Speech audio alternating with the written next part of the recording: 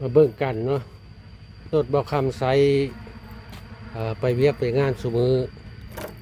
อันนี้น่าจะเป็นมือสามเนาะแต่ว่าเป็นรถไทยเนาะจากฮอนด้ามาเบิ่งคุณภาพขนาดว่าซื้อเป็นมือสามสตาร์ทตัวยังได้ สตาร์ทได้แก๊ปก็ยังเงียบแต่ว่าแตกต่างกันกับรถจีนอันนี้ก็คือว่าเป็นอย่างคนจึงนิยมใช้ของไทยเนาะอันนี้ก็คือสาเหตุหนึ่ง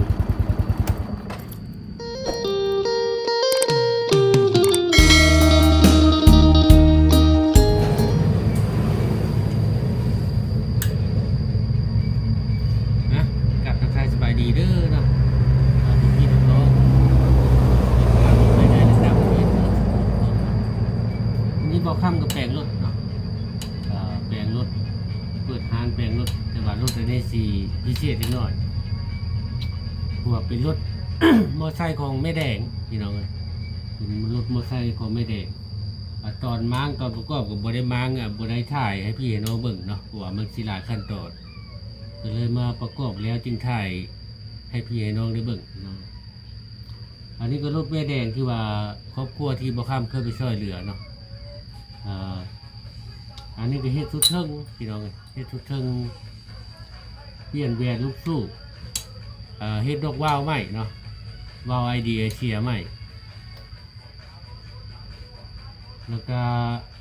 ส่วนที่เรือส่วนที่เปลี่ยนเนาะมีแหวนลูกสูบโชว์ลาวลินแล้วก็จานโชว์ลาวลินเนาะสเตอร์น้อยแล้วมี3-4อย่างพี่น้อง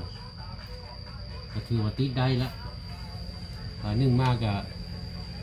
ข้าวจียกจักยกเครื่องผ้าเครื่องกับมันรายจ่ายละเนาะอันนี้ก็เราซื้อเครื่องอะไรไปก็ตกอยู่ประมาณ400,000 กว่าพี่น้อง400,000 กว่าก็ตกเป็นเงินบาทกับประมาณ600-700เนาะ600-700 บาทอันนี้ก็ถือว่าสำเร็จแล้วพี่น้องพาพี่น้องเบิ่งรายละเอียดเนาะรถอันนี้ก็เป็นรถจีนนะพี่น้องเลยเป็นรถจีนเนาะถ้าอยู่ภาคลาวที่ว่าคนที่ว่าฐานะบ่ดีก็แม่นว่าส่วนหลายก็เจ้าสิใช้รถจีนเนาะถ้าคนมีเงินมีทองแน่ก็แม่นว่าเขาสิซื้อเป็นมอไซค์รถหรือว่ารถไทยเพราะว่าราคามันก็สิต่างกันเนาะอันนี้เป็นรถจีนเป็นรถแม่แดงเนาะรถแม่แดงแม่ไม้ที่ว่าเลี้ยงลูกผู้เดียวอยู่2 แม่ลูกยี่ห้อจักที่แม่นอย่างลองซิ่งน่าจะเป็นยี่ห้อลองซิ่งก็ถือว่าสำเร็จรถนี้ก็แม่นว่าตามที่ได้ยินเพื่อนว่ามีคนเอาให้เพื่อนเนาะเขาบริจาคมาเนาะอันนี้ก็เป็นสาเหตุที่ว่าทางภาคลาวเป็นอย่างเขาจริงใช้รถจีนเนาะก็คือราคามันถูกพี่น้องราคามันถูกราคาย่อมเยาถ้าเป็นรถไทยที่ตกอยู่ประมาณ30 ปลายล้าน36-37 ล้านถ้าเป็นรถจีนเลยสิแม่นว่าราคาตกอยู่ประมาณ12-13 ล้านพี่น้องก็ถือว่ารุ่นเลื่อนกันหลายคือทางหน้าทุกคนเห็นนี่ก็เป็นรถไทยเป็นรถไทยรถฮอนด้าอันนั้นก็เป็นฮอนด้าโนวาเนาะโนวาเทนะราคามันก็สิแตกต่างกันถ้าเป็นรถไทยสิแม่นว่าการใช้งานก็สมบุกสมบัติได้เนาะสิแตกต่างกันกับรถจีนถ้าเป็นรถจีนใช้งานหนักบัวได้ใช้ได้แต่งานเบาอันนี้ก็เป็นรถที่ว่าลูกค้ามาซ่อมน้ำเบาคำพี่น้องแต่ว่าแปลงยังหมดแล้วเนาะ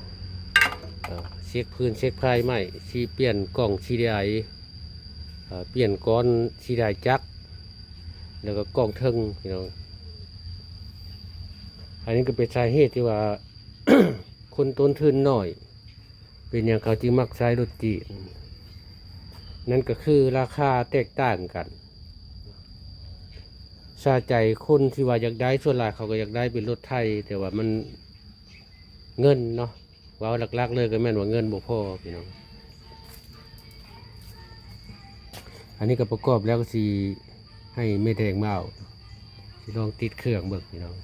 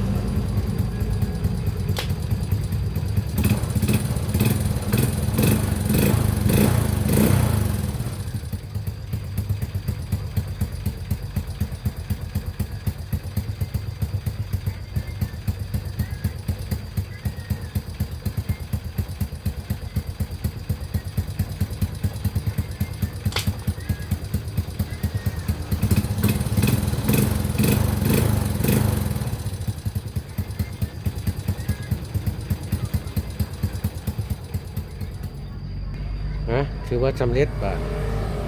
จะมีแต่รอท่าเจ้าของเพื่อนเบาเนาะบอกคำประกอบแล้วที่บอก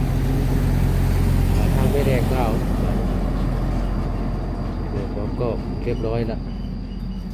หนึ่งมาเครื่องมันก็สิบหลักร้อยบันไดเนาะหนึ่งมาเป็นรถจีนสองมาก็แม่นว่าทำบดียกเครื่องบอกคำแปลกแต่สุดเทิงพี่น้องถ้าเป็นผ้าเครื่องมันก็400กว่านี้เนาะอันนี้มันก็ยังอยากควันอยู่เอาก็เอาซ้ำนี่พอใช้ได้พอใช้เวียกใช้งานได้แล้วก็ยากเนาะมาเบิ่งกันเนาะรถบอกคำใช้ไปเวียกไปงานสมืออันนี้น่าจะเป็นมือ3เนาะแต่ว่าเป็นรถไทยเนาะจากฮอนด้ามาเบิ่งคุณภาพขนาดว่าซื้อเป็นมือ3สตาร์ทตัวยังได้ สตาร์ทได้ยักไปอย่างเงียบแต่ว่าแตกต่างกันกับรถจีนอันนี้ก็คือว่าเป็นอย่างคนจึงนิยมใช้ของไทยอันนี้ก็คือสาเหตุหนึ่ง